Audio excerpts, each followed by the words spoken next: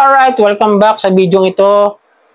Alamin natin kung okay bang hiraman in case of emergency itong OLA na ito na sinasabi niya sa kanyang pagbungad pa lang, pag dinownload mo at ina-install mo, sasabihin niya na meron kang credit limit o maximum credit amount na 60,000 at ang loan term niya ay 60 to 180 days. Pagkatapos, meron siyang interest rate lamang na 0.05% per day. Yun sabi niya. Pero bago lahat, no, maglalabig ako sa inyo, pakisubscribe po ang ating channel, Sir Johnny, at pakilike na po kung nagustuhan niyo yung video ito, at share niyo rin para magkaroon pa ng iba pang mga ideya, yung mga taong gusto mangutang, at kung sakali makakatulong sa kanila, itong mga ganitong klase ng video, hit niyo na rin yung notification bell para updated po kayo. So yun, ito, pakita ko nga sa inyo, yung sinabi niya sa pagbungad ng aking dinownload, itong XL Cash Lending, 6,000 o 60 to 180 days. 0.05% per day. Apply na. Subukan natin, pasukan natin. And then alam nyo na, ito yung ginagawa nila bago ka makapag-proceed. Mag-a-agree ka kaya para matuloy yung iyong process ng loans. Access nila yung camera, memory, location, device information permissions, emergency contact permissions, at yung storage permissions. And then yan, syempre, bubungad naman sa kasunod yan, yung identity information verification. Kung ano yung mga ID type na kailangan nila, nandito naman na yan. Tulad yan, driver's license, PRC, SSS passport, postal, UMID, at meron din silang TIN, voters, national ID, pag-ibig at health card. Yan po yung mga pwedeng IDs na gamitin para makapag-apply sa loan sa kanila. Then, susunod doon yung identification verification na naman. Yung ID mismo. Kung ano gagamitin mo, kung yung UMID, ako mostly ginagamit ko kay UMID. Then the personal information, alam naman natin kung ano yung mga kailangan dyan. Doon, kung may trabaho ka, ako ginawa ko as unemployed, sinubukan ko lang kung magpapautang to kahit na, pakita unemployed sa aking occupation o yung job description ko, unemployed. Sinubukan ko lang yan, at humihingi sila ng hanggang 5 contact information sa ating mga phone books. Okay? And then, sumunod na agad doon yung account information kung saan ka pwedeng magpa-disburse ng pera, kung sa e-wallet o sa bank. At ako, ginagamit ko lagi yung GCash. Okay? Then, sumunod, napakabilis lang ng proseso, no? Wala masyadong etiburechi rin itong XL Cash. Okay naman siya sa ganung proseso, hindi mahirap. Pero, binigyan niya ako ng credit amount na 3,000. At ang aking loan term daw is 121 days. Ayan, pakita. Tapos, multiple term options is 2, 3, 4. Ibig sabihin yung installment payments yan. Dalawang hulog. Ang ibig sabihin. Tapos, bibigyan daw niya ako ng first installment payment amount is 3,390. Yung babayaran ko ng buo. Sa loob lang ng 7 days. Ayan. Yung first payment, sasabi niya, 27, bali, 7/20/2025. Balikat kasi ano nila, kaya minsan nalilito tayo eh. Yun ang ano ron eh. And then, sinilip ko siya. Ayan, pakita ko sa inyo yung lahat ng babayaran ko. Ba? 20, sa July 20, babayaran ko siya ng halagang 3,390. Na interest niya is 420, tapos yung principal niya is 2,970.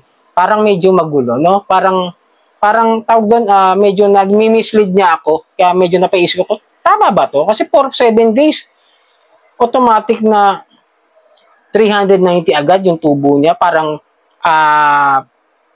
40%. Tama ba ako? Kasi parang ang laki. Ay, hindi pala. Bali, 20%. 20%, medyo naguguluhan ako talaga sa kanila. 3,390 for 7 days. And principal amount is 2,970. So, may bawas siya. Diba? Tapos, yung interest niya, 420 sa almost 3,000. Malaki pa rin. Diba? Halos 3,500 for, 3,400 for, ano. Tama nga. Nasa 15% per week pala. Hindi pala 40%. Mali. 400 pala halos yung tubo. And then sa second installment, yung 12/11/2025, bali parang lumalabas sa November 12 yung pinakalas na hulog. Pero amount yun niya is 30 pesos. Parang front lang na kunwari matagal pero hindi, di ba? Parang kaya sa mislead tayo. Misleading nila tayo para isipin na akala natin okay yung interest at mababa yung pautang nila. Pero totoo, hinihiwalay nila yung pinakamaliit na tubo sa pinakamalayong buwan o sa pinakamalayong petsa. Okay? Tapos yung advance service charge is 750. So, bali parang makukuha ko nito, maliit na, hindi na siya 3,000. Di ba? Parang napakababa na lang makukuha. Sabihin mo ng 3,000. Tapos babawasan pa ako ng 750. Hindi makukuha na ng 2,250. Tapos ibabalik ko ng 3,390 in the 7 days, di ba? Ang laki ng processing fee, ang laki pa ng tubo. Parang kinain mo na lang yung yung pera, di parang wala ring silbi. Kasi ibabalik mo parang paano kung hindi pa sahod? Alanganin ka, di ba? Yun naman Di sinubukan ko naman yung mababa na yung 1,000 o yung ika nga yung mga 3 terms. Ito yung 3 terms installment. Sinubukan ko siya. Huhulugan mo siya every 7 days ng 1,410.